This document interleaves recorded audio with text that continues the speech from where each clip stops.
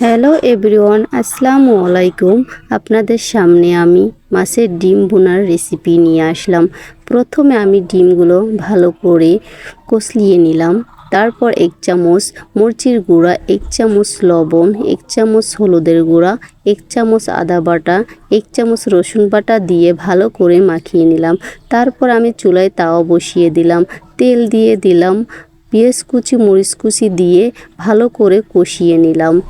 ডিমগুলো দিয়ে দিলাম, আস্তে আস্তে কষিয়ে নিলাম। তারপর আমি ঢাকনা দিয়ে ডিমগুলো ঢেকে দিলাম। কিছুক্ষণ পর আমি ঢাকনাটা তুলে ফেললাম। দেখেন তো কত সুন্দর কালার চলে আসছে।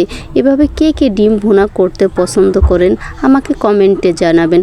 আমি কিন্তু সবসময়ের জন্য এভাবে ডিম ভুনা করতে পছন্দ করি। আর এভাবে ডিম ভুনা করলে অনেক স্বাদ।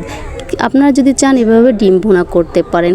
দেখেন তো আপনাদের সাথে গল্প করতে করতে করতে আমার ডিম ভুনা কিন্তু প্রায় শেষের পথে। দেখছেন আপনারা কি সুন্দর হয়েছে, তাই না? আপনারা চাইলে এভাবে করতে পারেন। হ্যাঁ, এখন আর গল্প নয়, এখন আমি ডিমগুলো বাটিতে তুলে নিলাম। দেখেন তো কি সুন্দর, তাই না? যেরকম দেখতে তেমন খেতেও। কিন্তু আপনারা চাইলে কিন্তু এভাবে খেতে পারেন।